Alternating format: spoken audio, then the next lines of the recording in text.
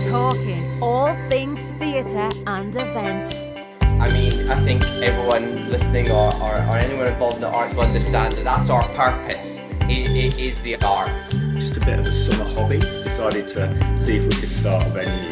And day by day, you kind of saw the realisation of quite how serious this was. I mean, we had several week after week of company meetings.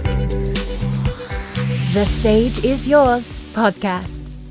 Hello and welcome back to the Stage Is Yours podcast with me, your host Cal Graham, joined as always by producer Dan, and we're talking all things theatre and events. On today's podcast, we're joined by Ruari Cormack, and we talk all things theatre. We talk all about his career from where he started out to the West End and more. We also talk all about the challenges our industry has faced over the last year and its responses to it. Ruari Cormack, the stage is yours.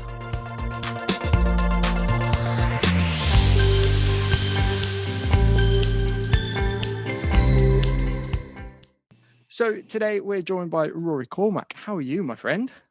I'm very well, Cal, very well. Pleasure to be here. Thank you for inviting definitely. Me. No worries at all. No worries at all. So if we just start off, just a little bit about who you are and what you do. So these days, I'm a business development manager for a hire firm called SLX based down in Bristol. I actually live in Edinburgh these days. Spent 25 years down south in London. In fact, I was listening to one of your previous podcasts with Jake. I moved from Dundee, where I'm originally from, to London to go to the Guildhall School of Music and Drama and do the stage management course back in the 1980s. I then spent 25 years in London before relocating back up here in 2012, 2013. For many issues, family related, job changes, just work-life balance, that kind of thing. Yeah. But I left Guildhall. I started working in the West End, having done the various things you do leading up to college at my local theatre, the Whitehall Theatre in Dundee, and hanging out with some rock band. There was a rock band in town called Licks that I did lighting for, which was great fun. Then I went to college to learn how to do it properly. Yeah. Spent 2 years at Guildhall. Learned quite a lot, but a lot of the learning was also working places like the Barbican or the Marquee Club, or just doing freelance work out and about wherever around term time. And left college with a network of people from college, which I think is one of the most important things that college gives you is your starting network. Some of which who are, high hegians in the world of theatre these days. Cash Bennett, who heads up the Nationals touring productions scenarios, to Rebecca Quigley, who produces huge West End shows, to, Linda Fitzpatrick, stage manager at the RSC, and I could go on and on. There's bundles of us. It was a pretty good few years at Guildhall. In fact, I can claim to know Obi-Wan Kenobi, James Bond, and the Devil. There you go. It's not a bad trio at all, that. three actors that I all went to college with. Anyway, left college and started working at London Palladium. Did West End stint on Joseph. Moved up to Sadler's Wells. Was deputy chief elect at Sadler's Wells until they closed the place and laid us all off. And then went freelance for about 12 years, doing a big variety of stuff. Theatre, dance, a lot of dance, bit of music, festivals, installation work, site-specific work, all sorts of bits and pieces, until kids came along, kind of got offered to work with Assembly Festival as their TD, but that also coincided. William wanted me to also run Riverside Studios, so took on that for about 5 years. And then, kids getting a bit older, I was looking for a slight change. Didn't want to be leaving London for 90 days at a stretch over the summer and leaving my wife and young family back home for so long, quite so often. So took a job up here in Edinburgh at the Assembly Rooms as their production manager, and relocated the family up here. So it was a part of a bigger picture. So that was really good, interesting working for the local council, good venue, crossing a lot into corporate world and stuff. Until I was looking for another opportunity, another challenge. Things had changed slightly, and SLX came calling quite by accident. Happened to be passing through, saying hello, and mentioned in passing they were looking for someone, and I kind of went, "Oh, I might be interested Yeah. in that." And joined the team down at SLX. Didn't relocate. That wasn't going to relocate. That was didn't want to put the family through another upheaval. But started working with a great bunch of people, and it's been a really interesting journey because they're a really lovely bunch of people. Again, a company going through changes and stuff, which we may touch on later, but that's been evolving, and it's been a real eye opener crossing the fence from customer and client to supplier and account manager and business development manager. It's really opened my eyes. It's been a whole new world. It'll be very, very interesting. So that's what I do these days is I hire stuff to people. Yeah, that's quite interesting that you say having crossed the kind of into that other side of things, and that you're now in the in that side of it. I imagine, it must be right. All those things that you always questioned of a hire company, going, well, why has it been done like that, or why has it gone of that? You now know, or opens up to quite why. Well, surely you just do this, or why isn't it like that? Surely it should be like that.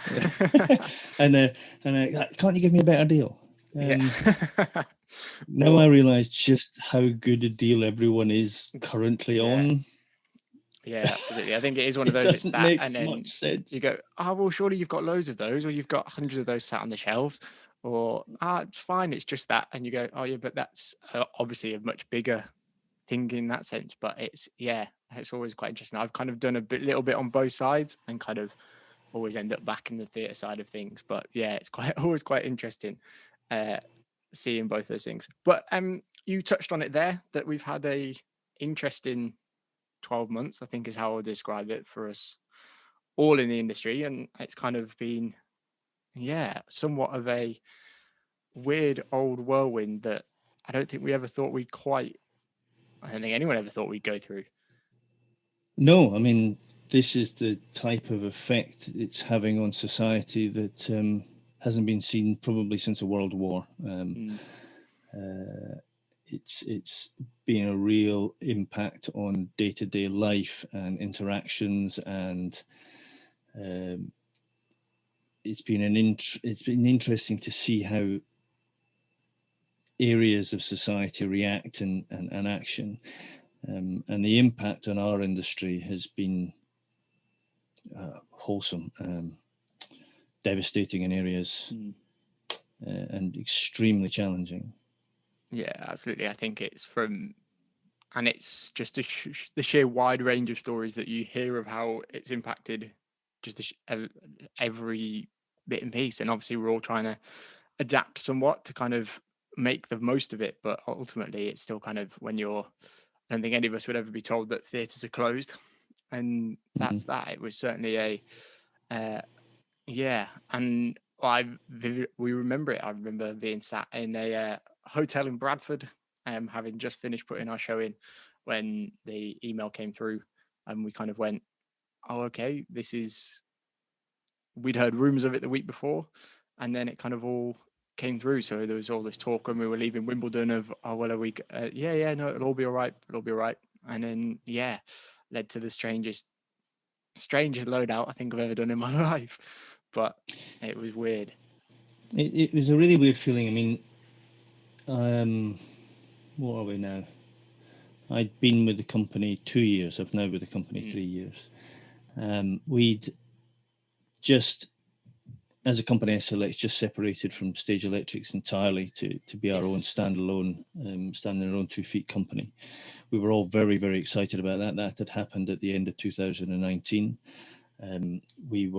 We just moved into a brand new premises around the corner in Avonmouth in Bristol. Bigger, smarter, cleaner, shinier warehouse. We were all delighted and excited to be in, because that was a real chance to go through the stock and set things up in a more sensible way, and more accommodating for people like yourselves to come in and prep in, for instance, and for us to prep and put things out from.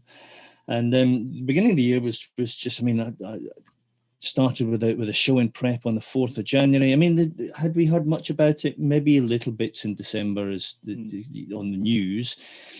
The January just started with planning for getting the shows out that were in the prep area as we stood, and I was in and out of I was just looking at my diary with Katie a few weeks ago, going, what were we doing this time last year? All right, I was up and down from Edinburgh to London, Edinburgh to Bristol, Edinburgh to the middle of the country every other day. It was ridiculous.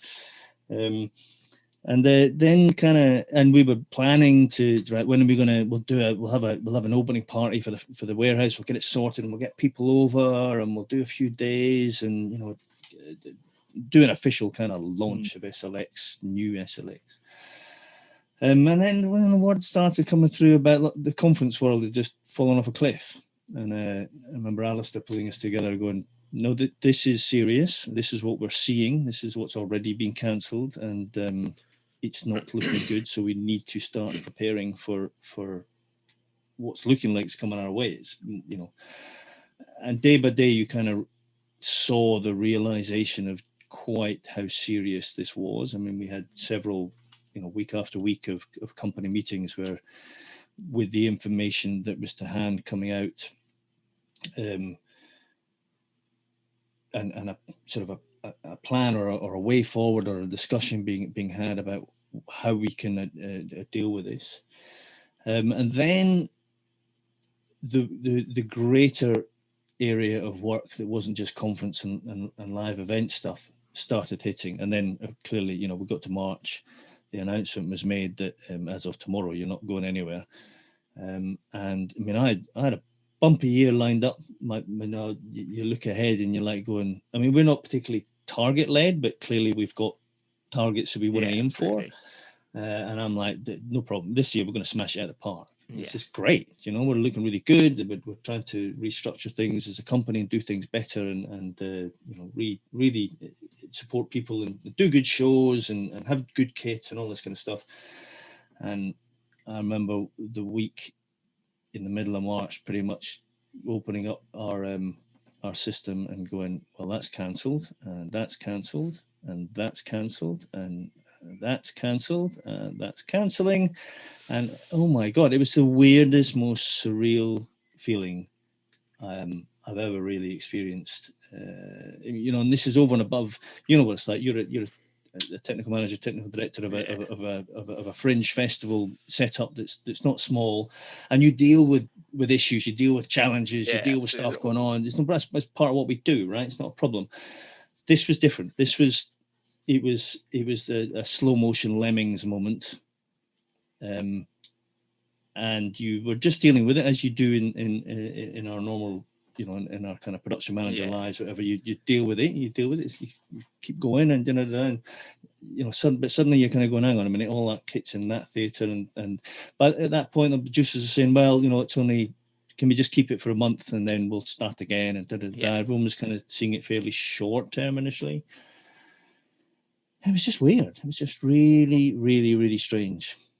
Yeah, I think I was out on tour at the time. I think we were told 3 weeks was our kind of initial thing of, okay, we're cancelled here. And then I think we lost Southampton, Cardiff and Nottingham, I think they said. That's where so we'll see you again at this place. And we're like, oh, okay, fine. And then that slowly turned in, like you said, okay, we're not going here. We're not going here. That's gone, that's gone. Okay, that's UK tour gone. We're only looking international. And even then, we all kind of knew at that point that it wasn't doing that. And it was a surreal time. And touching on my fringe stuff, I wrote emails I never thought I'd have to write, in the sense of telling people, well, A, you've not got a job this summer, but B, it's because there is no Edinburgh Festival.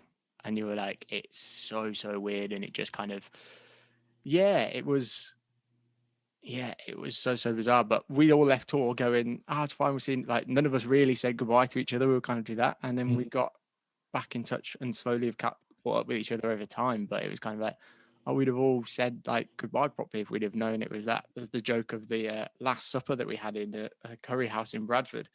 I heard. We didn't know, and we were like, okay, it's so bizarre. And then it was a weird.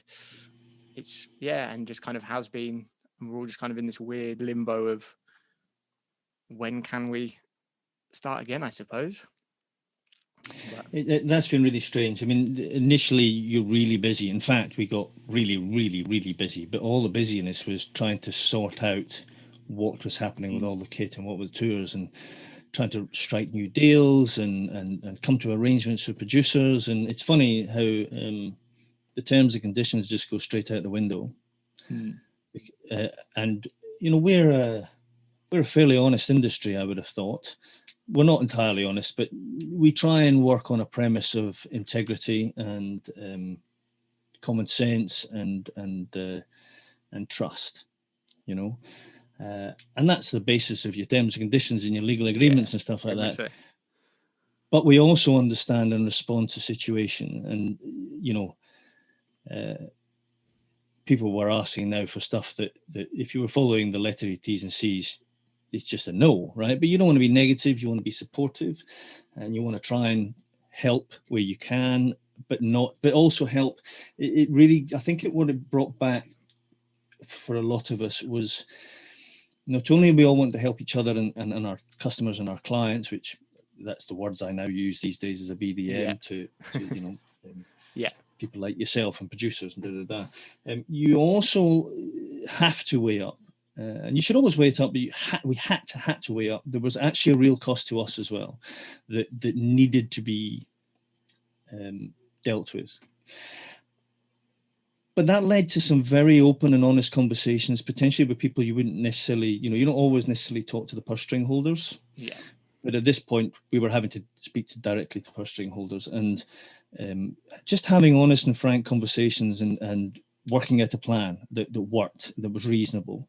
And being civil with each other was really important at the time, and still is, and in fact should be something that entirely rolls over. Yeah, absolutely. I think you look at it as that, and my own kind of mindset of it all has got to be is we have to find some positives to take from it all. I think we can't sit and dwell on it. So it's looking at how you can look at those ways of coming, or ways that things might have changed and it's going to impact the industry going forward from the future, and whether that's certain conversations happen with more people involved, so everyone's aware of what's going on, from a very simple level to, I look at that, it's been an enforced break for some of us for the first time in probably a long time, where we probably should have taken some time off, but I'm pretty sure you know yourself, it's sometimes quite difficult to say no to certain bits of work and certain things that keep popping up. You say, yeah, that's fine, and before you realize it, you've not had any time off in months, maybe even years. That's really important. I mean, I think there are positives to take out of it. That you also need to embrace the negative aspects of it to try and address those, and try and look at, you know, consider them so they don't become yet another or even bigger negative later on in life and in the future for people. Where do you start? Let's start positives. No, let's start negatives. Let's start negatives. The negatives are lots of people lost their jobs. People went through real heart-rending situations of not only losing their jobs, but the people who had to tell those people that they were losing their jobs were deeply affected. You know, those people's lives and situations are therefore changed. Some will stay in the industry. Some have been lucky enough to kind of move on to another sector that kept operating. Others we've lost from the industry, and others are still suffering and waiting and in limbo. And I think that's really difficult and really hard. And when we do start to recover, we need to appreciate those that have survived, appreciate those that have held on and are ready to come back. And we need to treat each other all very civilly. And we also need to understand that there's going to be a shortfall and gaps, and things are going to take. I mean, we're an industry that like to react quickly, and you know, the show must go on, and people are lined up to, right, as soon as we can, we're going to go, bang, brilliant, right? but we're not all here already or in the same position as we were when we stopped. So it's going to take a bit of time to actually get the wheels in motion. And we must understand that. So when hiccups or unforeseen or maybe not thought about delays are starting to happen, that these are appreciated and dealt with in the way that we deal with any challenge that's put ahead of us when we're trying to put on a show or a production or pull something together.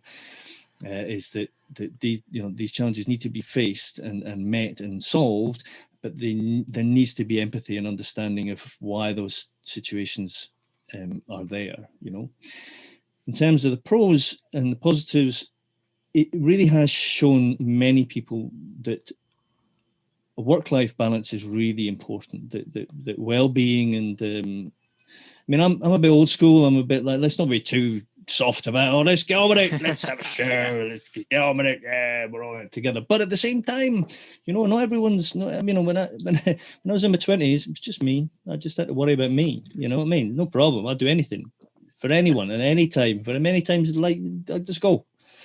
I'm now a lot older and I have children and a family and a understanding that there has to be a balance in things, and I've seen far too many relationships and stuff fall apart in this career, in this industry, that are potentially unnecessary. And it's been really rewarding seeing people like the ALD and AAPTLE and the PMF had a discussion just the other day about taking these lessons that we're learning and looking at potentially reformatting and just restructuring the way that we all work that doesn't create casualties. It actually nurtures people and it doesn't create casualties. I think that is a really important thing taking this forward. I think we also now have to understand the value of things and what things are worth. Yeah, absolutely. People and equipment and time are actually worth more than we've ever given credence to in our industry, particularly, especially the live sector, the theatre live events sector. Conferencing and TV and film have always maintained a level of bottom line, which seems more sensible to me. I speak from someone who came from one side of the fence to the other, that what people expect to get for what they pay is far too high, and that needs to be addressed. And that doesn't mean to say we need to introduce crippling costs. That would be ridiculous, that'd be stupid. But we need to have an understanding of value and take that forward in terms of our people and our equipment and our services. Yeah, absolutely. I think it's certainly something that I think speaking from my own kind of thing of it, there's been an absolute appreciation for just quite how much your life does revolve around your job, even from whether it be a social aspect and things as well. And that you kind of, there's relationships you develop in there that are certainly from a touring point of view, you develop friends that are, or people, or relationship that is more than just a friend and a colleague, because you're in such an intense environment. And I think going from that intense world into that, I think we've all suddenly realized actually it would be nice if every now and then you could plan for a little bit more family time, plan for that, rather than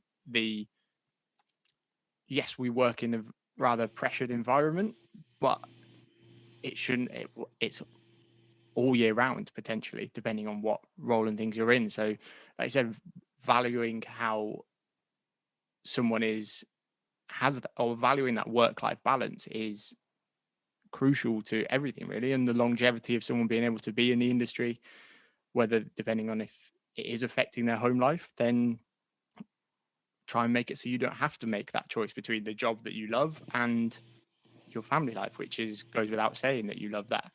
So I think trying to striking that balance is so much more crucial. And I think a lot of people have really valued the extra time that they've had with their family over the course of this lockdown, albeit not quite as anyone would ever wanted it to have been. Yeah.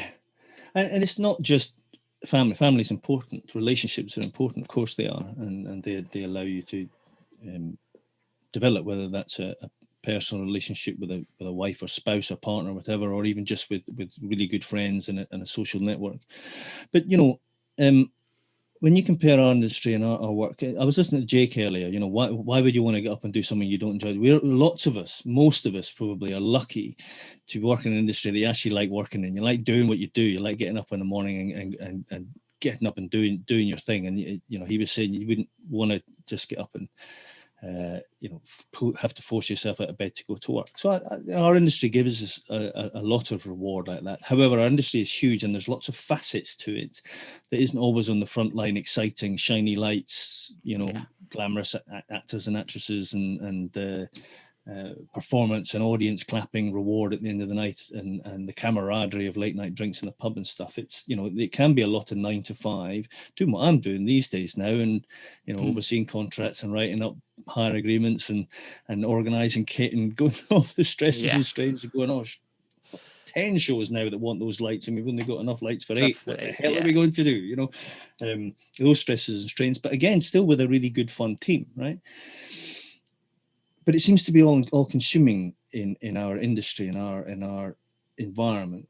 Whereas you can look at other environments that are potentially higher paid than ours, but I never understood how they have so much time to go and play golf or be at the tennis club or go on a holiday or watch the amount of television that they watch and all this kind of stuff. And this hiatus, this break for us has kind of shown us that actually if we restructure things, perhaps we don't need to miss out on quite a lot of those things. Now, I'll use this as an example.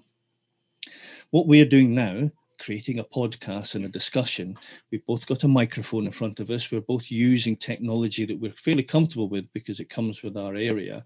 But would you have ever had the time to put together a podcast series like you're doing here? And I've done one similarly. I did one called Riffle Radio, which is ongoing if anyone ever wants to pick some tunes and have a chat with me. But that I started doing in lockdown because I tried to do it in 2017, did one with my brother and never had another minute to myself really to expand on the idea or enjoy it, right? And so it kind of shows you that having this hiatus and having we actually allowed a lot of space and breath for us to think and share and communicate and do something we enjoy doing. Yeah, absolutely. You hit the nail on the head there. I think this first cropped up with a good friend of mine, Erin, on tour, maybe it's probably 18 months ago now. And it just there, and we joked about it for ages. Joked around with it. We'll do this and this. And then once we kind of got to second lockdown, I was like, do you know what? I've got time on my hands. Let's do it. Why not? And you said there, and I'm looking at it now going, okay, when I go back into the industry and the job and the work starts to come back, I'm like, okay, I need to try and find time to try and keep it going, to find a way to keep going. So because I enjoy it and it's there. And like you said, if it hadn't have happened and I had have carried on tour, I'd have jumped straight from one tour to the next, and it would have just stayed there as nothing more than some chat on the back of a truck at 2-3 o'clock in the morning. And it's important, I've found myself in the latter decade or so finding that things are really important. I play a game of poker every single week, and it's usually a Sunday night. I try and always play a game of cards. Now, it was live in Edinburgh with a bunch of lads. It's now virtually with a whole new bunch of people, most of who are in Dublin, and they're a great crack, I have to say. The Zoom chat and the PokerStars tournament on a Sunday night is something that I look forward to every week.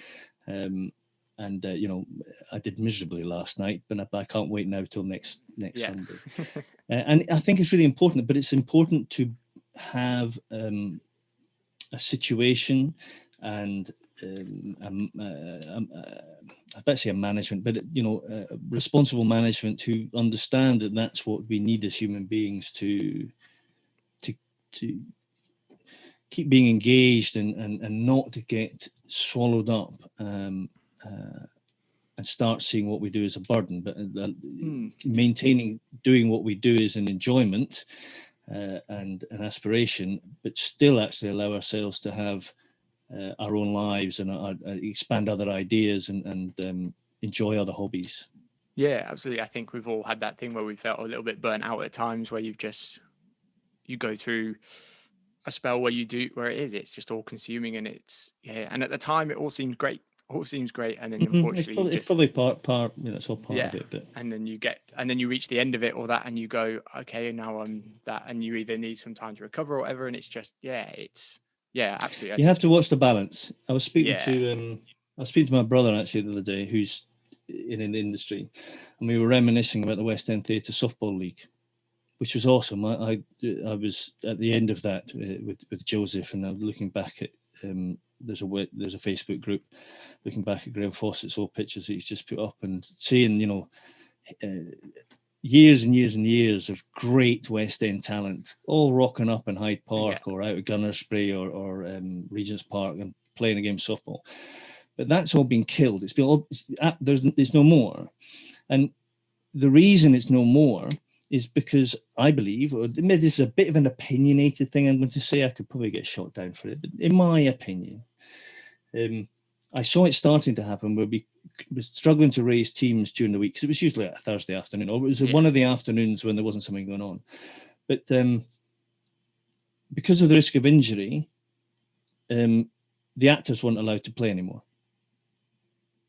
Right, they might twist their ankle playing softball. Oh, heaven forbid! Out having fun in their own time, they might do something that injures themselves. Yeah. So what can we take control of? We'll not allow them to play softball anymore. Well, that decimated the teams. Oh, and by the way, as part of your contract, we're going to call you in for more rehearsals, more swing rehearsals and stuff during the week. All right. So you also need the crew to help you with that. All right. Yeah. So basically, we started exploiting the workforce more and more and more and more, giving them less and less and less time to themselves, and killing things like the West End Theatre Softball League. Sounds a bit dramatic, but that was a really important social aspect and networking event of the week throughout the West End, right? Teams got together, different theatres got together, different acting groups, different front of house groups, different, and again, it wasn't just like the actors going out and do the thing, the front of house teams, we all mingled, we were all in it together, and we all had a common purpose of trying to beat cats, because no matter what team or show you played for, you wanted to beat cats, right? That camaraderie, that sense of fun and that enjoyment was killed because of the increased requirement of the worker, of those teams. And I think this gives us a chance, when we've been given a chance to kind of reset and step back and recount what we enjoyed and what we do enjoy in our own time and stuff. It just shows you how valuable it is, because I think we're going to have to take time coming back. We're going to have to get back quickly to get going again, but at the same time, we need to take a bit of time to do it properly and not break people in the process. Is going back with an understanding that we shouldn't be breaking people ever. Yeah. And appreciating that the well-being of people, both physical and mental, is actually very important, and something our industry does pride itself on, just doesn't show it very often at the moment, or hasn't done it recently. Yeah, absolutely. I think if at the end of the day you say you develop friendships, things like that, and if you all know each other, and it's not cast, crew, front of house, different teams, you all mingle, everything will run a little bit smoother, because you all know each other. It's not just that guy who works front of house or the ushers and things like that. You all know each other, you all get on, you all do that, and it just makes for a much happier, more a working environment as well. So when I first knew James Donovan, he was a red coat at the front of the Palladium. Then he became my assistant technical manager at Riverside, after being on tour with me, on a little regional tour we did together. We did it together as mates, and it was great. And then he became a technical manager. Now he works in television and film, right? Those relationships stay with you forever. And I sound a bit ranty on this, but I only say it because I've been doing this for 35 years. And I remember the difference. But when I started in town in the West End, and the big stuff, I graduated from regional Amdram to some of the biggest shows in the country. And I've watched it pay less and less attention to the people's welfare and well-being, which is why suddenly, you didn't talk about well-being and mental and physical well-being 30 years ago. You do now. Why do you do it now? Because we're pushing everyone too far. Let's use this as a lesson let's readdress the balance a little bit. Enjoy what we're doing completely. and appreciate everyone for what they're doing for it. So don't expect everyone to use their day off to travel. They get a travel day and they get a day off, for instance. Yeah, absolutely. I think and just bring a few more things into kind of, just a uniformity across, regardless of where you are in the industry, and not that it's just a select few places that do offer it. Yeah, embrace and make space for people making podcasts or doing their own hobbies. Yeah, absolutely. That's grand. So touching on to a little bit, still kind of in that, you're probably one of the fewer people who have managed to produce some form of event over the last 6 months. Once we hit lockdown, you're involved in the Dalkeith Spectacle of Light, one of the many, or one of the few kind of walk-through light experiences that managed to survive in Scotland through lockdown. Well, let's just start off with, how did you find that? So Spectacle Light was hard work. I've just talked about giving myself that I didn't stop for days, but interesting because we as a company, SLX work closely with DB Partnership and who are Spectacle of Light, Nick Beebe and Michael Dale, and one of our senior project managers, Alex Keeley, works very closely with Nick and Michael, particularly Nick, to produce these spectacles of lights, of which they are at Rufford.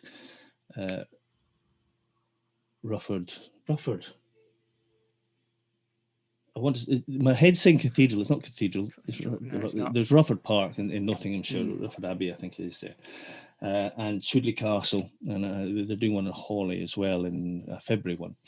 And these are, Christmas light installations, trying not to be too cheesy and illuminated LED presents and Santa Clauses, but appreciating the space and the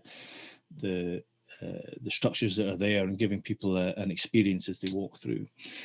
And Dalkeith had contacted SLX to see whether we could talk to them about doing one at Dalkeith, which happens to be along the road from my house. So yours truly was sent along to have a chat. I met the very lovely Stephen there, and they've invested a lot of money. They've invested a lot of money in the park, Dalkeith Country Park itself. And they renewed their old stable areas and called it the Restoration Yard. So there's a restaurant and a shop and a little cafe and spaces to rent. So that I think there's people run like yoga classes there, and there's stuff to happen in that little compound that used to be, I believe, a set of stables or what have you.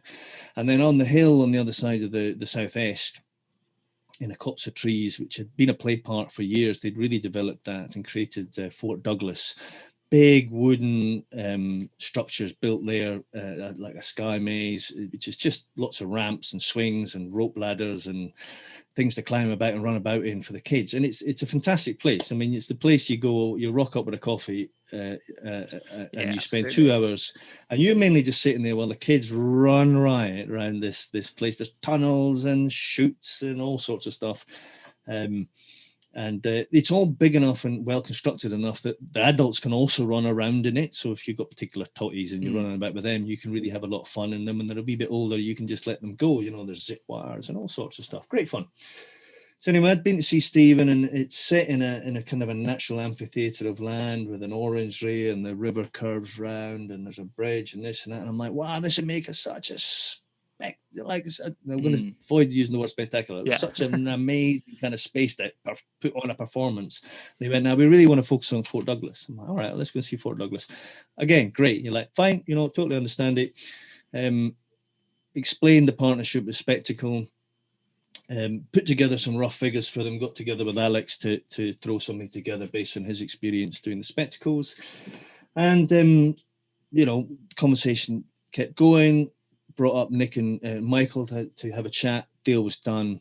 Off we went. We did the first one in 2019. I think they first asked us in 2018, but we had about 2 months to pull it together. So we're like, let's do it next year. Yeah. So we did one in 2019 that really Alex and Nick led. My work here had been done. I, befriended the people and set something up, and happy days. I used to wander along and take them snacks to keep them going, and take photos of lovely frosty pictures of stuff at night. This year, as we got closer and closer, I'm like, is it going to happen? Isn't it going to happen? Is it going to happen? Is it going to happen? And because it was deemed as a visitor's attraction, it was going to be allowed within Scotland. It wasn't a live event as such. It was a visitor's attraction. It wasn't necessarily congregating people in a dense area. And one of the things I should say at this point,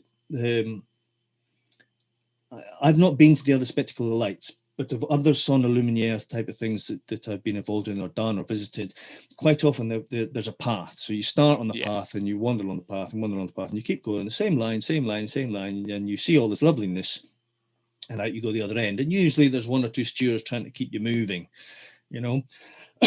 frustratingly if you're a photographer when you want to stop and take your time, but you're always gently move along. Whereas Spectacle at Dalkeith is you're allowed onto the Fort Douglas site and you can go anywhere you like. You just run around. Yeah. Right. And the kids go mad, and it's like, extra special because it's at night and it's all shiny and sparkly and colourful and wow, way. And actually really fun. Of the people who have worked on the other ones, young Scott would be like, I love doing this one because people seem to really enjoy it more, but just because of that freedom of movement, Yeah, everyone gets a chance to see something slightly different as well, and almost create their own little path through, really. This is it, and they can go around things many times like. So when we realized 2020 could happen, there was obviously some challenges. So how do you keep people apart? You can't really on our site create a single route path. So what do we need to do? So I think Nick probably had the biggest headache, because as SLX goes, the contract was still going to be honoured. We still had the gig on. And they managed to do one at Rufford and Sudeley as well. I'll come back to them in a second. We still had to prep the same amount of kit, book the same amount of people, have the same amount of plant on site. So logistically, the whole thing was pretty much the same. Clearly, in terms of on-site crew operation, all that, there was a sign-in, temperature checks, making sure everyone was not showing any symptoms. But then because we're working outdoors and you're usually working at a reasonable distance away from people, I mean, okay, you work in pairs, but you can kind of do a bit of social distancing, and there's always hand gel, and you've a little bit more awareness about keeping everything clean and tidy and not catching the COVID.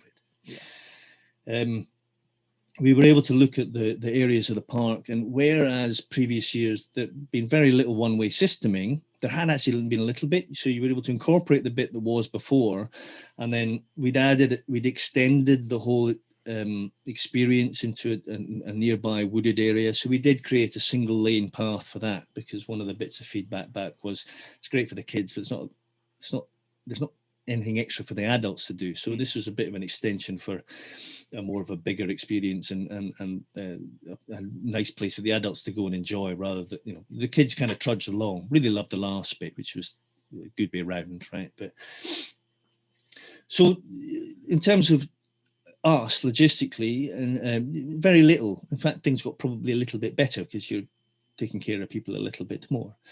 For Nick, there was all the hoops that Nick in the park.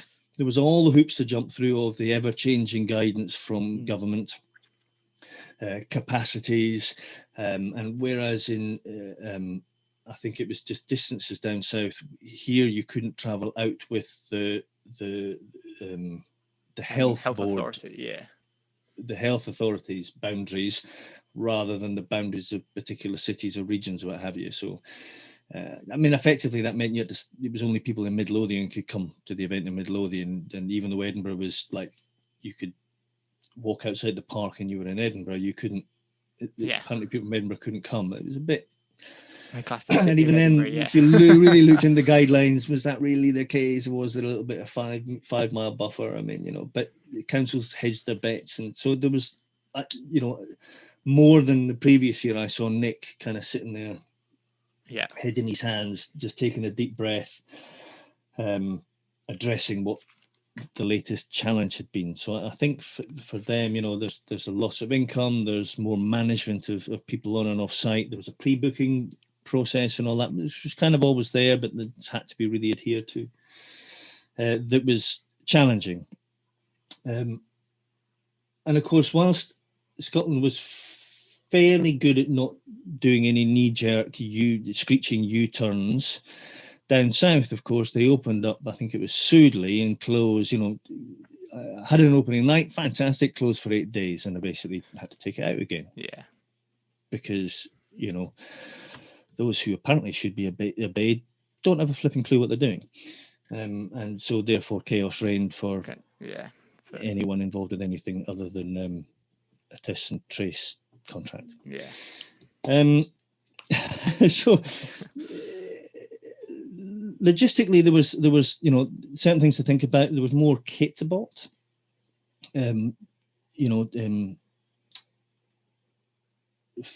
Audience management type of kit. I was going to say fencing, rope and poles and those kind of things just to define areas a bit more. We own a lot more of that now, or Nick does anyway, I believe.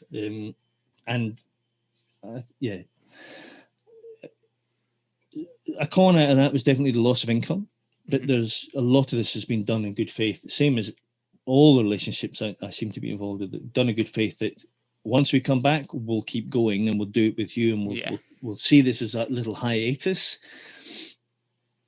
rather than an ending and a new beginning, right? It's just a hiatus in an existing relationship. So there's been the challenge of meeting the bottom line this year, but actually pulling people together to address these issues has been really good. The other thing, actually, before I forget it,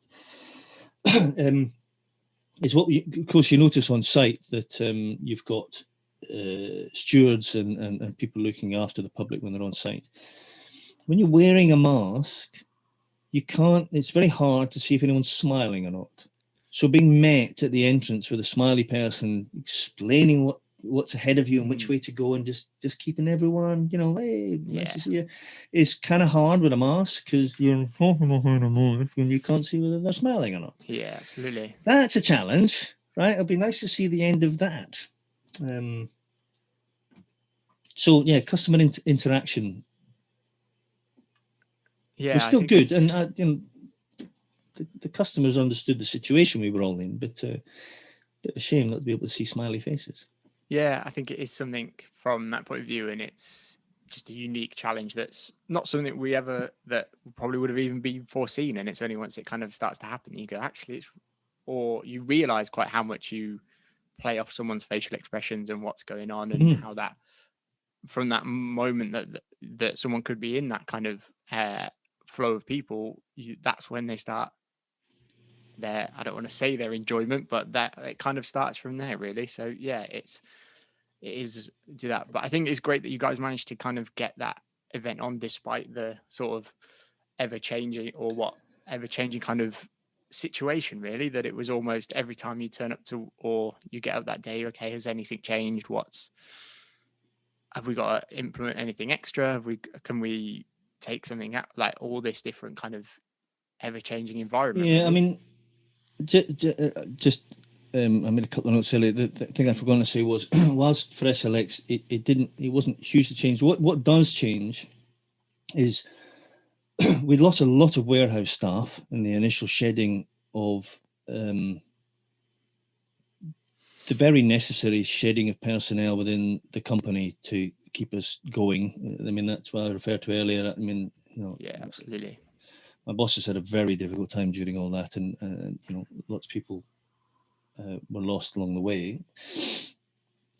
With less resources in house, and the fact that people are on furlough, there's a judgment to be taken of how long is it going to take to actually prep all this stuff in the warehouse, and who are we bringing off furlough? Do we need to bring in extra new people? What does that cost us? So those were logistical challenges, and just had to be balanced up and met. And clearly, we've lost the best part of a year in sorting out our new warehouse. They've been doing everything they can as we go along, and we're in reasonably good shape, but there's still quite a backlog of stuff to do. There's still boxes that have been returned off previous tours that need to be opened and resorted, and that's going to take a bit of time because we've got less people and less people working doing that kind of thing. So putting together something like Spectacle of Light had to address those issues. And whereas last year we employed a freelancer to work the whole thing, it was me this year because I live along the road and I'm on payroll, so I'm much cheaper. Yes. and much more local. So there's less overheads. But my God, going back on the tools for the first time in a few years was a bit of a shock to the system. No, yeah, I think there's lots of little bits and pieces, and certainly speaking to companies that are now up here of that. Yes, we mentioned before we started recording that there are these green shoots of things starting to come back, and it's like, well, everyone's got a few weeks of just getting themselves ready to even be able to start sending things out the door, whether it's just as simple as everything needs a clean, everything needs a test, everything just needs to check that those magical gremlins haven't gotten in and just things have decided to go, oh no, I'm not going to work anymore, and just get themselves back to normal. Like you said, you've had things come back that have just sat there, and because you can't do anything with them. Well, even if we'd prepped them, they've still been sat there for a year. And I understand it's difficult because I've been chatting to quite a few production managers about, forthcoming tours that have been delayed. And I fully understand that the producers and the promoters and the programmers are facing a real challenge to reschedule everything, get it all fit together again, and do it with the assurance that it'll all still be happening and we won't suddenly face another lockdown, and without the reassurance of a proper insurance package to back them and allow them to press forward, it's going to be hard. It's going to be probably a bit last minute until they've pulled it all together. But what we all have to consider is that the support side of the industry isn't necessarily, well, certainly isn't in the position it was pre-pandemic to respond as quickly as it did pre-pandemic. We'll do our damnedest, but we're faced with a warehouse full of stock and less people, and just being given a bit of time and a bit of heads up and as much notice as possible. Will ensure that we're there to operate at the end of it. But that's quite a challenge because once you've pulled it all together, it's probably a very short period of time till you're off and running. But actually, we kind of need to know a bit earlier. A little bit that just to get everything kind of. A bit of give and take there is probably going to be what's everyone needed. Get ready and then remember what we actually are supposed to do as a job. I think that's the joke that a few of me and my tour friends have had of like, actually, once I get in front of a lighting or sound desk, am I going to remember what's where? What am I supposed to do? All your muscle memories retired and hope it's going to all kick back in as to what's where and that. I'm not looking forward to the first loading of a truck afterwards. Let's put it that way. Well, as I say, I'd give myself tennis elbow on Spectacle. Like I was buggered after the first few days. Like it really was a struggle getting up in the morning. My body ached. I mean, I'm not young anymore, but my body ached in places I didn't feel it ache for a while. And just recently when Katie and I have been going, right, these tours are looking like they're all going to happen at the end of the summer. Hang on, where do I find this bit of information in our system again? How do you do? It must be lots of, Okay, I've got to do this, and then I've got to do that, and just all the kind of things that you used to just do without thinking. Nice. Yeah, what has been nice is that more people have an appreciation of what it's like to work remotely for a company than before. Whereas I was one of the very few that worked remotely, probably me and Alex and maybe one or two others, not many, really operated miles away from Bristol and at the end of an internet line. Yeah, entirely reliant. As opposed to in the office where you can actually walk across someone's desk and go, I really do need to find that thing now. It's been quite nice actually, a lot more Teams chats going on. Yeah, absolutely. No, I think it's great, and I think that's kind of like we just touched on there. There's green shoots and there's lots of things hopefully in the pipeline, but we just need as much of a heads up as we can so that we all can kind of get ourselves rolling really, because like you said, it's been March 16th, isn't it? Was the date it was all pulled last year, so we're not far off a year. Pretty much, yeah, absolutely. And it's it's bad enough for us. I mean, I've been lucky enough to survive. My company been good enough to furlough me for most of this time, and I'm still here and ready to kind of go again. And I've kept in touch with my colleagues and with the system and stuff to be able to start responding now. Other people have gone and found other work. Even Scott, who did Spectacle, when all his jobs fell off a cliff, he was freelancer. He went around to work at, I think it's the local Lidl or Aldi warehouse, which is round the corner from his house, and through a friend of his wife's, I believe. Anyway, he got a job around there, just packing trucks, right? It became quite obvious to his boss within a few weeks that he knew more than just packing trucks. And he said, within a few weeks, I'd rewritten their whole Excel document, doing all their scheduling because what they were doing didn't make sense. And he brought in the expertise and knowledge of production and logistics that we excel at, and was improving that warehouse for that well-known manufacturer, well-known supermarket brand, right? He's now really valuable, and he had to take time off on holiday to come up to Dalkeith and do the installs. He took a couple of weeks off and up he came for about 10 days on site. And his boss was like, you are coming back, right? You are coming back. So really valuable, skilled people of our industry that we've lost to other industries, and they're now discovering of how skilled and valuable our people are, and good at addressing challenges and embracing the work ahead of them full on. Let's get it done. Let's go. Not like, is it breakfast now? Is it tea break now? Is it lunch now?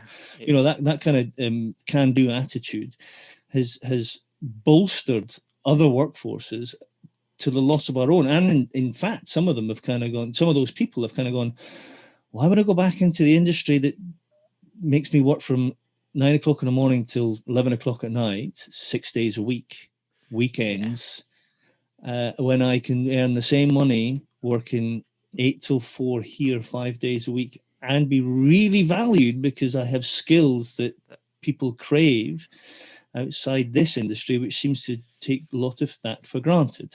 Yeah, I think there's going to be all throws into the mix of being ready to go again when the starting gun goes. Yeah, I think there's a lot of people who have our tour group chat from before there's every kind of job you can think of in there that people have turned to kind of either keep themselves afloat or do that. And some it's their side hustle that's kind of now they've never had the time to do and they've kind of taken that on, or whether that it's now taken into just a different line of work and they're discovering, oh, well, actually, maybe it's not quite as bad. And you look across the industry. So it'll be very interesting to see whether, I don't want to say lose people, but I think people have decided, I'm happy where I am now. I do that. So, and with the slight uncertainty that we might initially go back to, some people I think will go, well, I can't take that risk just now.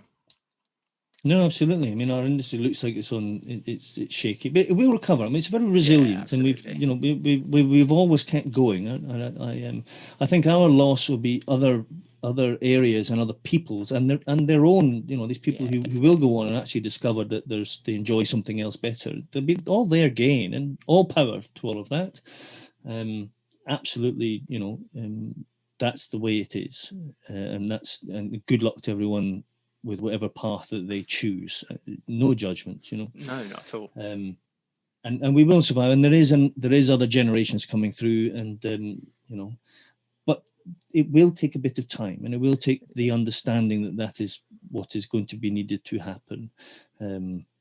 So what we want to avoid is any unnecessary casualties while we recover. We want to make sure we all recover. We all come back together, and whoever wants to come back, we all come back together. Yeah, absolutely.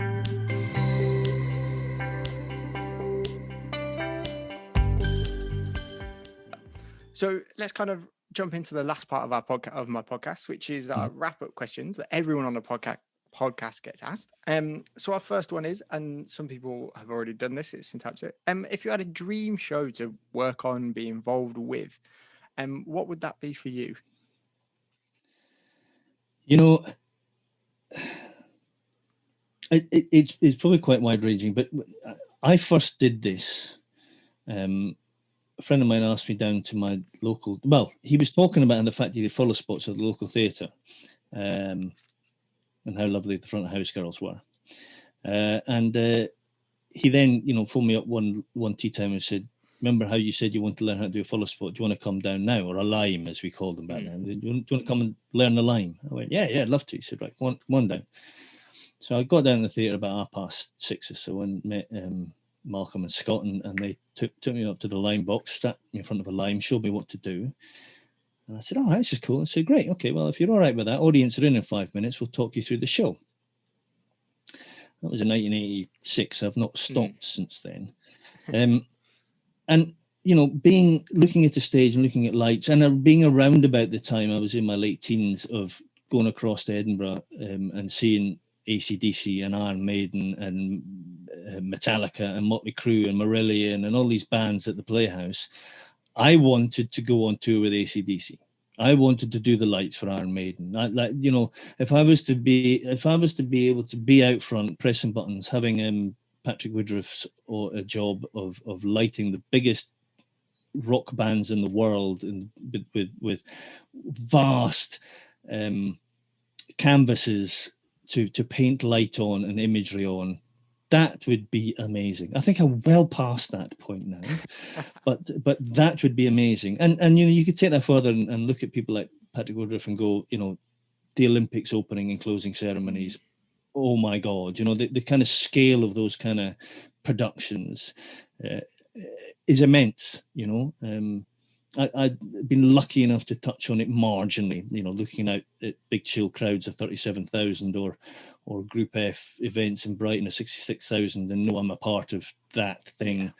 But I guess that would be, if someone said to me now, right, doesn't matter what you've done, what do you want to do next? And I'd be like, front of house, Iron Maiden, next tour, let's go.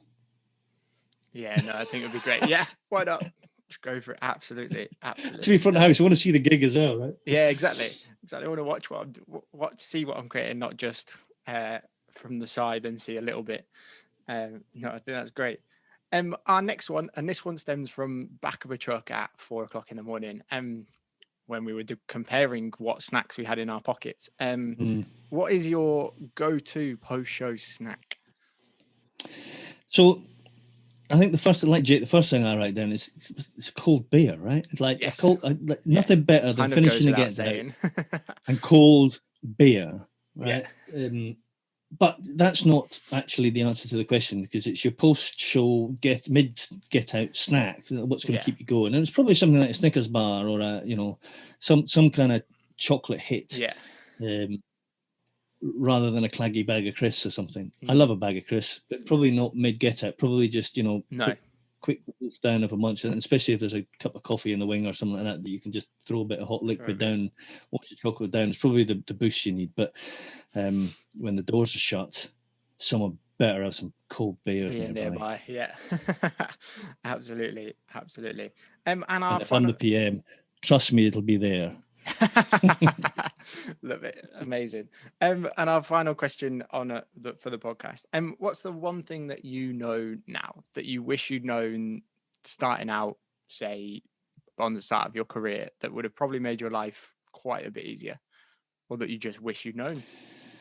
There's lots of advice I've heard your other guests say, and you hear people talk about, and that's things like appreciating friendships, networking, getting to know people, having a can-do attitude, all that kind of stuff. That all kind of goes without saying. What I've written down is, and I can't even actually claim to know really that much about these things now. I muddle on in the way probably most people do.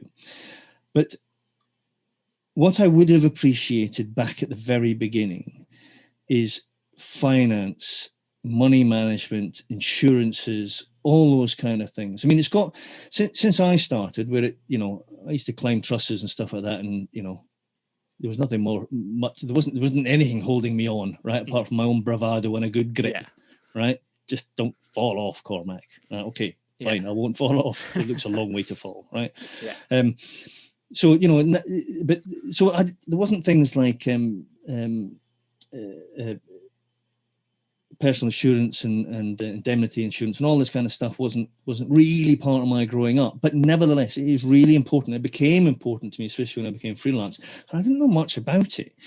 And just managing money, managing day-to-day money, managing, you know, understanding what you should be charging, what's reasonable, having open and fair discussions and being able to stand up for yourself when you know your worth. I mean, it's very hard, but it's really important actually that you don't undervalue yourself. But then when the money you do get, you manage it. You're not necessarily careful with it, but you manage it properly. You know, you do put some aside for your tax bill, and you don't have to suddenly rely on your Visa card, your credit card every January. You know, I mean, that you do maybe invest a bit into your future. You do, you know, seek out the best insurances and or the correct insurances, or the insurance that works for you in your pocket, and covers you for what you tend to be doing rather than what you'd like to be doing in terms of, you know, managing Iron Maiden around the world, when actually really you're doing a dance company around the UK.